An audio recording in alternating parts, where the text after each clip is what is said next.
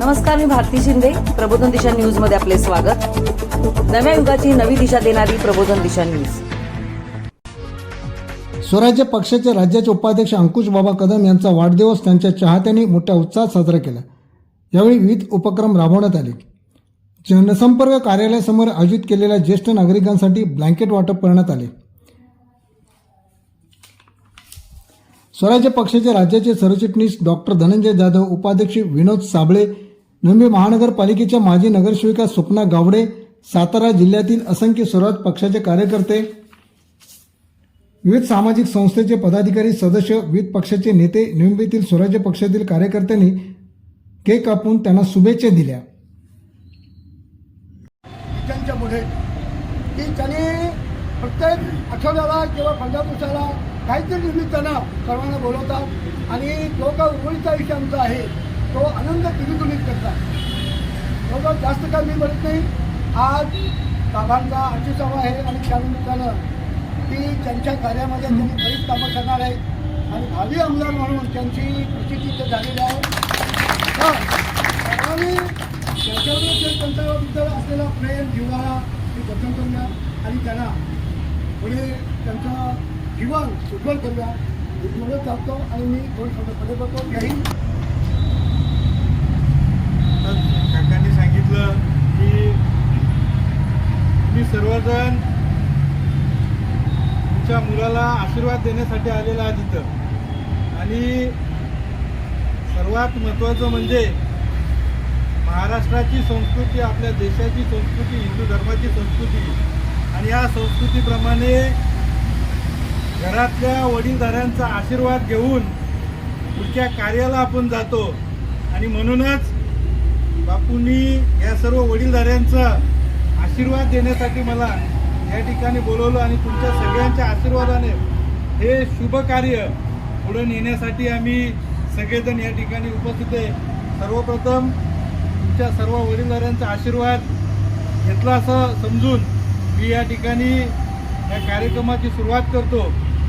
मला आत्ता बापूंनी सांगितलं काही गोष्टी की एक तुमचा चांगला ज्येष्ठ नागरिकांचा समूह आहे आणि त्या ठिकाणी तुम्ही आयुष्यातली सर्व दुःख, सर्व आजार, सर्व प्रकारचे टेन्शन असतील ते बाजूला ठेवून एक त्यांनाही बोलताना सांगितलं की 22 वर्षाच्या तरुणासारखं तुम्ही बोललं पाहिजे.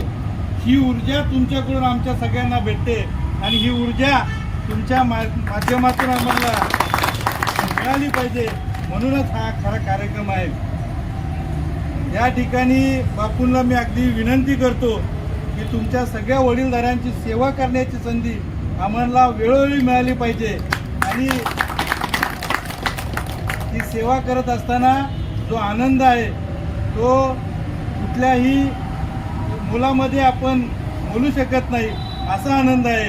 आणि ज्या पद्धतीनं तुमच्या सर्वांचे अनुभव आहेत आयुष्यभराचे, ते अनुभव आमच्या या नवीन पिढीला भेटले पाहिजेत. त्या अनुभवातून ही नवीन पिढी सुसंस्कृत झाली पाहिजे. म्हणूनच खऱ्या अर्थाने तुमच्या सगळ्यांना नतमस्तक होतो आणि या ठिकाणी तुमच्या भविष्यासाठी तुम्ही आशीर्वाद देतो असं या ठिकाणी समजतो.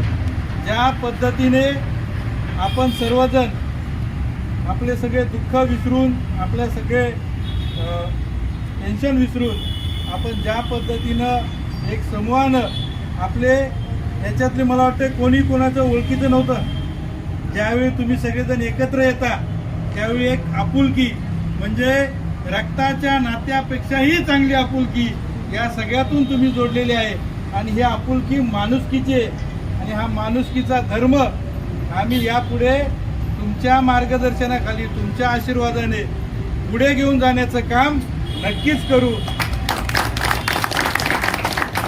आणि ज्या पद्धतीनं आपण सर्वजण एक तुमचं वय जरी कमी जास्त असलं तरी तुमच्या चेहऱ्यावरचा आनंद आपण सगळेजण एकत्र आल्यामुळं खरंच बापू 22 वर्षाच्या तरुणासारखा झालेला आहे आणि तो आनंद तुम्ही सातत्यानं असाच ठेवावा.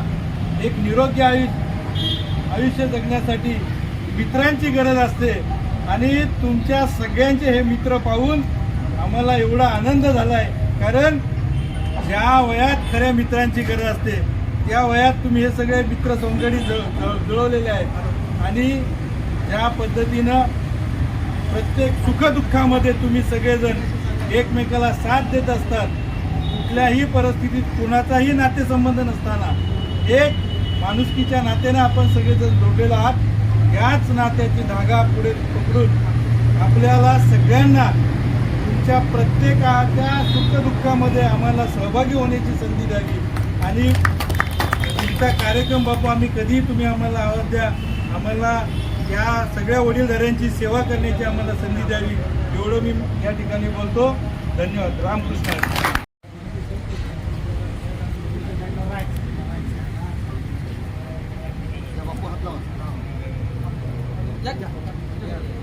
पुंडलिक विठ्ठल श्री ज्ञानदेव तुकाराम, पंढरीनाथ भगवान की जय, माऊली ज्ञानेश्वर महाराज की जय, गुरु तुकाराम महाराज की जय, छत्रपती शिवाजी महाराज की जय, धर्मवीर संभाजी महाराज की जय. हर हर हर हर हर हर.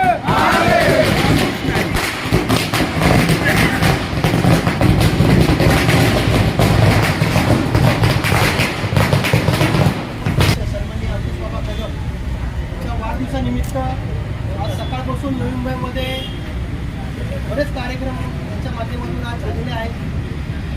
आज सकाळपासून म्हटलं तर अनाथ आश्रम असेल, त्यांना खाऊ वाटप असेल, शैक्षणिक साहित्य वाटप असेल, त्यांना कपडे वाटप असतील, पालिकेच्या शाळेत मुलांना फळं वाटप असेल, काही शाळेमध्ये हॉस्पिटलचं साहित्य वाटप असेल, ब्लड डोनेशन कॅम्प असेल, आरोग्य शिबिर असेल, आता रक्तदान शिबिर रक्तदानामध्ये सवलत असेल, असे अनेक प्रकारचे कार्यक्रम आज त्यांच्या माध्यमातून झालेले आहेत. सकाळपासून कार्यक्रम होत असताना संध्याकाळी आम्ही सर्व सिनियर सिटीजन आशीर्वाद देण्यासाठी बाबांना भेटावे म्हणून आवर्जून हा कार्यक्रम ठरलेला आहे. नाव जरी दुसरं असेल तर आमची प्रामाणिक अशी इच्छा होती की शेवटी बाबांनी मला जी सांगितलं की वरिष्ठांचा आशीर्वाद घेतल्याशिवाय आपण चांगल्या कामाला घरातून बाहेर पडत नाही. आज बाबासाठी जरी बाबा तुम्हाला काही जणांनी पहिल्यांदा बघितलं जरी असेल त्यांच्याबद्दल मी तुम्हाला थोडक्यात सांगू इच्छितो की आज त्यांची चळवळ ही आजची नसून गेल्या 18 ते 20 वर्षापासून ते स्वतःसाठी, आपल्या मित्रमंडळीसाठी, आपल्या समाजासाठी, युवा पिढीसाठी झटत आहेत. आज छत्रपती संभाजीराजांचे उजवा हात जरी म्हटलं तरी बाबांनी आज बघितलं जातं. आज सोनाजीची वाटचाल चालत असताना छत्रपती संभाजी महाराजांच्या मार्गदर्शनाप्रमाणे आम्ही जर चालत जरी असलो तरी मार्गदर्शनामध्ये प्रत्येक गोष्टीमध्ये छत्रपती संभाजीराजे बाबांचा एकमेकांचा सल्ला घेतल्याशिवाय स्वराज्याची कुठलीही वाटचाल पुढची घडत नाही हे मी अभिमानाने सांगू शकतो. आज मला परिचय सगळी करायचे असल्यामुळे मी माझ्याबद्दल थोडक्यात सांगतो. मी आज सर्वसामान्य घरातला माणूस जरी असलो, माझे वडील तुमच्याबरोबर असतात. आज छत्रपती संभाजीराजे यांनी ज्यावेळी पक्ष चालू केला, नवी मुंबई जिल्हाध्यक्ष म्हणून बऱ्याच जणांची नावं होती. पण छत्रपती संभाजी महाराजांचं एक अट होती प्रत्येक पदाधिकारी वाटताना की कुठलाही स्थापित म्हणजे जो आमदाराचा, खासदाराचा, नगरसेवकाचा मुलगा आहे असा मला कुठलाच पदाधिकारी नको. ज्याच्या ग्राउंड लेवलला काम आहे, त्याची स्वतःचा प्लॅटफॉर्म तयार आहे, तो मनापासून काम करतो, त्याची प्रामाणिक इच्छा आहे, असे आपले पदाधिकारी असावे. आज महाराष्ट्र राज्यातले जेवढे पदाधिकारी आहेत ते सर्वसामान्य घरातले आहेत. बाबा जरी असेल तरी एक शेतकऱ्यांची मुले आहेत, कुठले मोठ्या घरातले नाही आहेत, पण त्यांचं स्वतंत्र अस्तित्व स्वतः त्यांनी तयार केलं आहे. त्याचबरोबर बाबांचा म्हणणं होतं, बाबांचा आग्रह होतं की नवी मुंबईचा जिल्हाध्यक्ष म्हणून हा आपला जवळचा आणि प्रामाणिक असावा. बऱ्याच जणांची नावं असतानाही बाबांनी माझं नाव सुचवलं आणि राजेंनी त्यांना अनुमती दिली आणि आज मी त्यांच्या मार्गदर्शनाने आणि राजेंच्या आशीर्वादाने आज नवी मुंबईचा जिल्हाध्यक्ष झालो. हे अभिमानाने ह्यासाठी सांगतो की सर्वसामान्य माणसाचा आज 15-16 वर्षापासून मी समाजामध्ये वावरतो, पण त्याचा न्याय मला आज मिळाला असं मला वाटतं. म्हणून मी आवर्जून तुम्हाला सांगत असेल बाबांची भरपूर साऱ्या गोष्टी आहेत. आज 26 मार्चला ते छत्रपती संभाजीराजे नवी मुंबईमध्ये आले, नवी मुंबई नगरामध्ये आले, स्वराज्याचा झेंडा घेऊन आले. स्वराज्याचा झेंडा हातात घेताना हा 7 ते 8 महिन्यामध्ये बाबाच्या माध्यमातून जवळजवळ 200 ते 250 लोकांना रोजगार मिळाला आहे. कुणाचा शैक्षणिकचा प्रॉब्लेम असेल, त्याचबरोबर आरोग्याचा प्रॉब्लेम असेल तर आवर्जून स्वराज्य पक्ष हा अग्रेसर असतो. आज स्वराज्याच्या माध्यमातून बऱ्याच साऱ्या गोष्टी तुम्हाला झाल्या असेल. मी आवर्जून सांगेन, आज घनसोलीतील सगळे नागरिक आहेत म्हणून आवर्जून सांगेन, आज सिम्प्लेक्समधले जे आपला हॉल आहे, समाज मंदिर आहे, ते 1 वर्षापासून बांधून तयार होतं, पण ते चालू नव्हतं केलं, लोकार्पण केलं नव्हतं. आज आपण गेल्या महिन्यामध्ये पाठपुरावा करून 1 महिना पाठपुरावा करून ते आपण सर्वांसाठी चालू केलेलं आहे. त्याचबरोबर शिक्षणाच्या बऱ्याच अशा गोष्टी आहेत जिथे जिथे शिक्षकांना त्रास झाले, जिथे जिथं मुलांना त्रास झाले, जिथे आवर्जून स्वराज्य पक्ष हा आवर्जून पुढे उभा राहिलेला असेल. इतर गोष्टी असतील, छोट्या छोट्या समस्या असतील, मोठ्या मोठ्या समस्यासाठी असतील, त्यामध्ये अग्रेसर स्वराज्य पक्ष हा पुढे राहून काम करत आहे. आज ह्यांच्या मार्गदर्शनाखाली आज महाराष्ट्रामध्ये दौरे करत असताना त्यांना कमी वेळ भेटतो, पण कमी वेळ भेटला तरी रोज दिवसातून 5 ते 6 फोन असतात की काय चाललं, कुणाच्या काय समस्या आहेत. आज मुख्यमंत्री सहायता निधी जरी असेल, शिवके साहेबांच्या माध्यमातून शेकडो लोकांची कामं आपण स्वराज्याच्या माध्यमातून केली असतील. आवर्जून या वाढदिवसानिमित्त मी बाबांचा उल्लेख ह्यासाठी करतोय की बाबा जरी इथे जरी नसतील, कमी वेळ देत असतात, इथून पुढे त्यांनी आता शब्द दिला आहे की इथून पुढे जो वेळ असेल तो आपल्या नवी मुंबईकरांसाठी असेल. ज्ञानेश्वर महाराज की जय. अपने माता पिता की जय. रामकृष्ण हरी.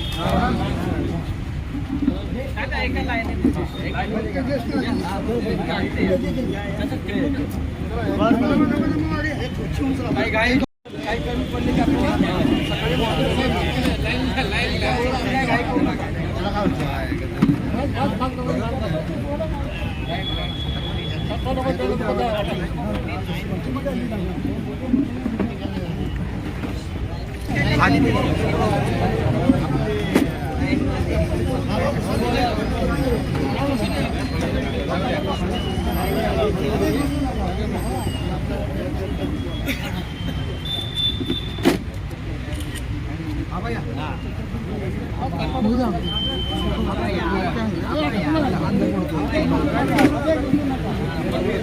पुढे कॅमेरा घेऊ नका, इथं मला शूट करा थोडंसं जरा मागे या साईडला तिकडून फोटो काढतो त्यांना.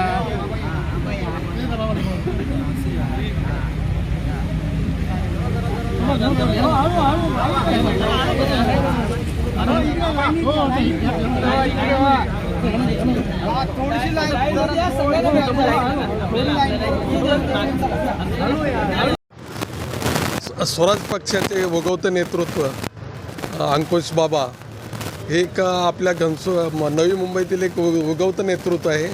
त्यांच्याकडून आम्हाला फार अपेक्षा आहेत. आम्ही भावी आमदार म्हणून पाहतो त्यांच्याकडे. तसेच आपल्या घनसोली परिसरातील उमेश जुनगरे हे पण या विभागातील एक चांगलं नेतृत्व तयार झालेलं आहे.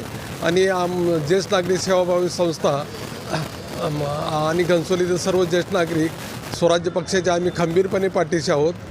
आणि मी सगळ्यांना या बाबतीत अंकुश बाबांचा आज वाढदिवस आहे, त्यांच्यासाठी मी त्यांना शुभेच्छा देतो. नमस्कार. नमस्कार. आज या ठिकाणी अंकुश बाबा यांचा वाढदिवस साजरा झाला. या वाढदिवसानिमित्त घनसोलीतील सर्व ज्येष्ठ नागरिक या ठिकाणी उपस्थित राहिले. ज्येष्ठ नागरिकांनी त्यांना शुभेच्छा दिल्या, आशीर्वाद दिले आणि त्यांच्याकडे पाहताना असा विचार केला की बाबा तुम्ही भविष्याचे भावी आमदार आहात आणि आम्हाला तुमच्याकडून खूप मोठ्या अपेक्षा आहेत आणि त्या अपेक्षा आपणच पुऱ्या कराल. आपली तळमळ आपल्या गोरगरिबांसाठी, लहान मुलांसाठी, स्कूलसाठी वगैरे ज्या तुम्ही आत्तापर्यंत कामं करत आला ती चांगल्या प्रकारे कामं करत आलेला आहात. इथून पुढे चांगली कामे करत राहा आणि आमच्या ज्येष्ठ नागरिकांना असंच सहकार्य करत राहा. आम्ही ज्येष्ठ नागरिक सदैव तुमच्या पाठीशी आहे. धन्यवाद.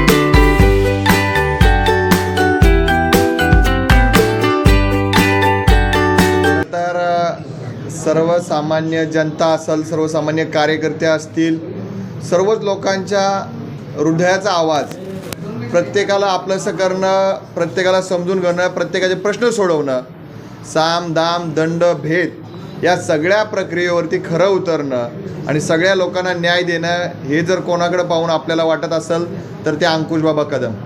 जनतेचा लोकप्रतिनिधी कसा असावा, जनतेचे प्रश्न कसे मांडावेत, जनतेला न्याय कसा मिळवून द्यावा, याचं मूर्तिमंत उदाहरण कसं असावं तर ते अंकुश बाबा कदम.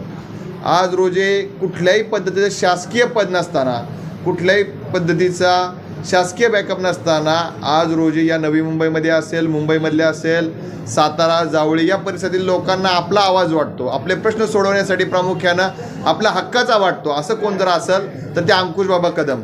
मला एवढंच सांगायचं आहे, छत्रपती संभाजी महाराजांच्या अतिशय निकटवर्ती असणारे, छत्रपती शिवाजी महाराजांच्या विचारानं चालणारं नेतृत्व म्हणून अंकुश बाबा कदम येणाऱ्या कालावधीमध्ये या नवी मुंबईचं, या परिसराचे आमदार म्हणून पुढे येतीलच, परंतु आमदारकीच्या बरोबरीनं जनतेच्या हृदयातलं प्रतिनिधित्व, जनतेचा हक्काचं लोकप्रतिनिधी म्हणून ते नक्कीच छाप या महाराष्ट्रामध्ये उमटवतील.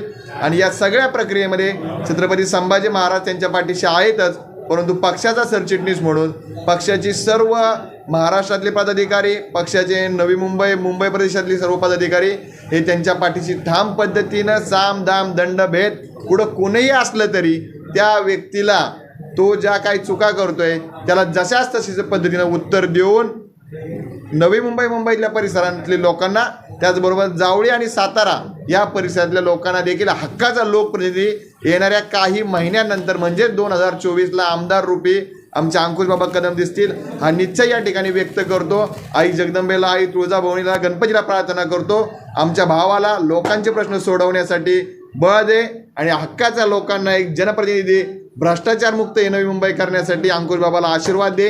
आणि नक्कीच आमचा बाबा आमदार म्हणून येणाऱ्या काळामध्ये दिसतात आणि त्या आमदारकीच्या योगदानामध्ये आम्ही देखील आमचा खारीचा वाटा महाराष्ट्रभरातले सगळे पदाधिकारी देऊ, हा देखील या ठिकाणी शब्द देतो. लवकरच आमचा बाबा आमदार होईल ही आशा बाळगतो. धन्यवाद.